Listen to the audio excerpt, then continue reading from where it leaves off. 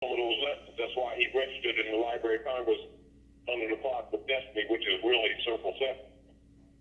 Now, and this is also why you see some of those who know the truth will try to dismiss him or put him down or try to act like he was doing something different from the Udrali in order to hide the fact that he was revealing the Adam letter. Yep. Is that this is like just like the brother said, this is why the largest base for the largest world is where? In Mexico City. And the Europeans dismantled it. It's another one of their Masonic secrets.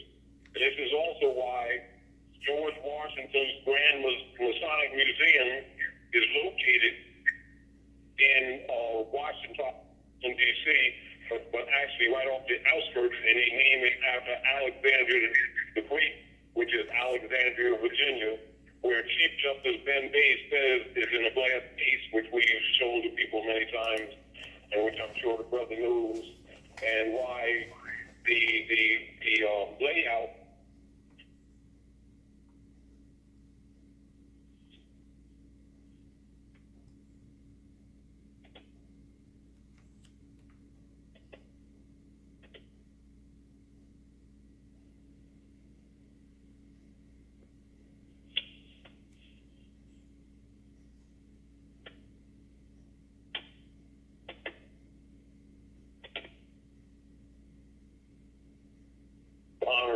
honorable to our people and producing such great and grand literature in order to free the generations to come. And can't wait to hear more from her. Thank you, Andy. Please, yes. This is where I came. Shahima. Yes, sir. It's my long. Yes, Brother Horace Butler, it's been a long time. I've been looking to meet with you for a long time. I had your book for a while. And, I just want to, say it's a good thing that brothers and sisters are coming up to speed now with a lot of this information. One of the things I wanted to ask you was, do you have like an atlas of maps?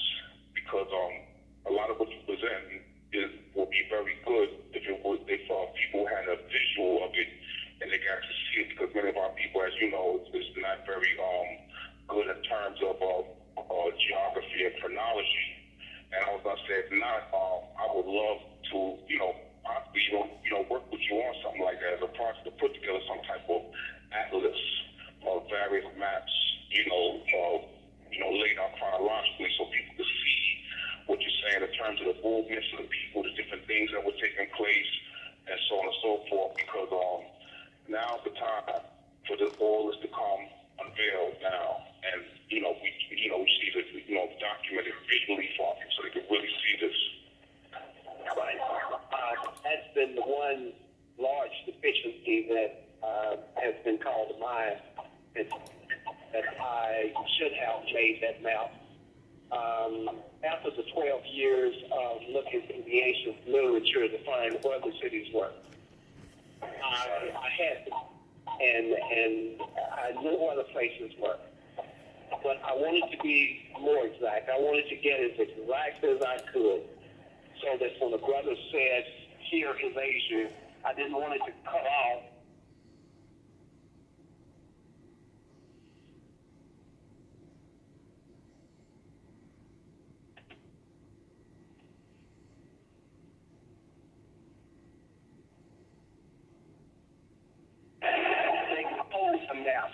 They would have the lands there, but they would cut it and then reattach it.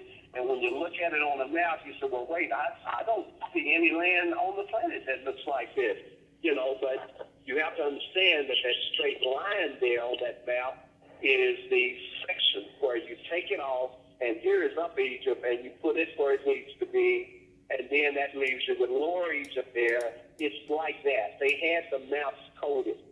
Even the ancient Roman map, called now the Punitive map, it would show you where the cities were. It would show you where the regions were. But if you didn't know how to put that map together, you wouldn't know where these cities actually were in the Americas. Because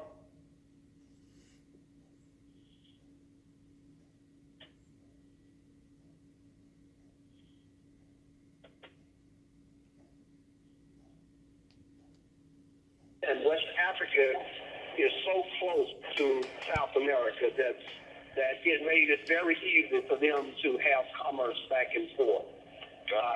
It used to be that I was one of the brothers and sisters who was laughed at the assertion that Africans were in the Americas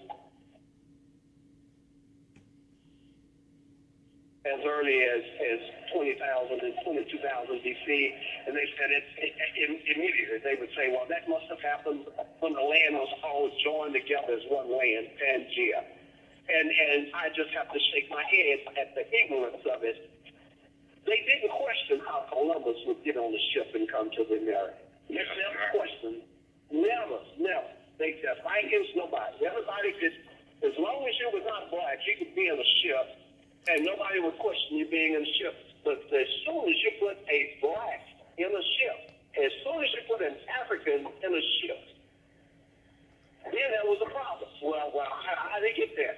And I would hear young brothers, putting their arguments up, and they were saying, well, he just came over and read boats like it was proven. No, the heck no, they didn't. These brothers knew how to make seaworthy ships, and when rocks fly out, when that was finally hit, then the archaeologists started saying, well, you know what? Okay, now that it's out, we'll go on and show you what we found. We've got the remains of the wooden ships that ancient Egypt was using to go across the sea. Not down the Nile, but across the sea. Right. So they started letting those discoveries out. They were on the east coast of the Egypt and Northeast Africa. They've not shown the ones that were here in the Americas. You want to see a ship here in the Americas? Go to Banalpox, go into that end room, and you'll see a man standing there with lines going across the wall above his head, and you don't know it, but that's Agamemnon's ship that's been painted there. And nobody has told anything about it. I gave it to National Geographic 2 years ago. So he went in and got the Black King out of it and announced that story earlier this year, but they still didn't announce to you that this was an African city and that the discovery came from African records that showed this city, showed those paintings, and named every one of those black painted people in that temple to be the ancient Greeks and ancient Trojans of antiquity. All black. Trojans, all black. Greeks, all black. Agamemnon sitting there, black, with his Zulu, with his Zulu clothing on. And Achilles right behind him with his. And that's Achilles' son whose tomb they went into and pulled those skeletons and started messing with them and all that crap. That was Achilles' son buried in that tomb, as the ancient African writings told. That's how they found the tomb. Because I gave them the ancient writings to try to start getting this stuff published into our schools, so our kids could get this information, and it wouldn't just be a couple of brothers on the corner in Harlem, debating about knowledge. They could start having it in the textbooks, but apparently, good enough. So even after they found the tomb to verify the writings and what the writings were said, you still didn't hear the story about the Black Temple Empire, which is ancient Delphi. Mexico. And so, brother, we're working on the map, but as I talk, this interview and others, I steadily give you more cities so you can kind of get an idea of where they were. Tonight, I give you Tyre. The last interview, I gave you Troy. I want you to know the landscape in case, my breaks or whatever, you'll at least have the cities there. Right. And you had mentioned prior that you was going to write another book, where you would deep into Solomon and David and so on and so forth. But did you do that book yet? That book is being shopped. It's already out there to try to get a deal on that thing with the major publishers, because I see now a lot of my brothers and sisters, the book is not major until New York tells them it's major. So, it'll be a book on the side unless Harper Collins or somebody throws it out, and then it's a great book. It's the #1 bestseller, and it must be true. So we need to move off of the back shelf with they came before Columbus and get up there where Random House should have put heard him was working. That's right. Well, I'm looking forward to it. And also, if your PA says something, put it in to keep up format or whatever the case may be, let me know. But it's very important that this information get out. I know you're familiar with Leo Wilder's books dealing with Africa and the discovery of America, those 3 volumes. And in it, he just goes into great detail exactly what you're speaking about, the whole connection with West Africa and Mexico, even in terms of the garments. And he mentioned in there Sahagum, and what beats is that, like you said, a lot of the history is in those writings of those early Spanish conquistadors and priests, of the priesthood. And C.M. Bay, who was one of the Moorish teachers, spoke about the whole connection and everything being over here. And the elder said that he had gotten a lot of the information from a Catholic priest while in Mexico University. And I thought that was very interesting. Absolutely. Now, here in New York, there's a Jesuit library. I don't want to say the name of it because I want to get that information out of there before they hide it. Exactly. Because you know how they have it in these special collections. And I've been doing a lot of it still in Spanish, needs to be translated. And the pages are falling apart. I mean, it's literally so brittle, it's just turning to powder in my hand. So I said, you know what? I don't even want to damage it no further. I want to get together with a Spanish brother I know and have them begin to translate some of these works and we get in there and scan it. I went in there with my scanner and I began scanning a lot of these documents. And like we said, a lot of it is still untranslated. Of course. And so we have to get a hold of that. If you ever up in New York, let me know, and I'm going to see if I can get up in there again because I had to get up in there in a roundabout way, but I managed to get up in there, and it's a very prestigious Jesuit library. And as we know, the Jesuits were heavily involved in reconcocting the history because you notice how they have these universities in every nation, in China, all these nations. And so the thing was, we can't just be in some room somewhere and change the history. If you think that's going to change all over the world, we got to change it and then go to the actual locations and change it there as well. Yeah.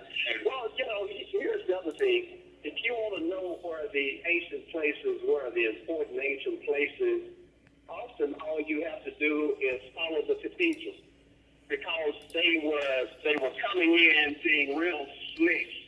And they were following, they say, the ancient writing that says, I will build my house upon you, upon hell, and the gates should not prevail.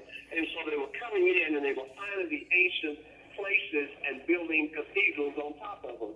So you'll have the Black Church, the Church of the Black Christ, and Escapulus, that's showing you the major place in Central America where Israel was. Israel was actually the worship of Isis, Ra, and El. That we already talked about who El was. They had to study them. That's why you keep seeing those 3 pyramids all through Central America among the Mayas and others. It's the 3 pyramids. Those are the 3 deities. It's that Trinity there. And so you have Central America going down to South America. That was the African nation called Israel. See? And so this church was the capital of Israel. It's showing you where that capital was in the northern area there. And the southern capital, they went and built the Black Church, the Church of the Black Christ at Cusco to show you where Jerusalem was. And then where Christ, the African called Christ, had major things happening in his life. They built cathedrals across South America on those places too. Follow the cathedrals, and you will often find the ancient places beneath. And a lot of those cathedrals also, from what I heard, a lot of those cathedrals are actually masjids and temples that all they did was come and change the actual facade on it. The facade, the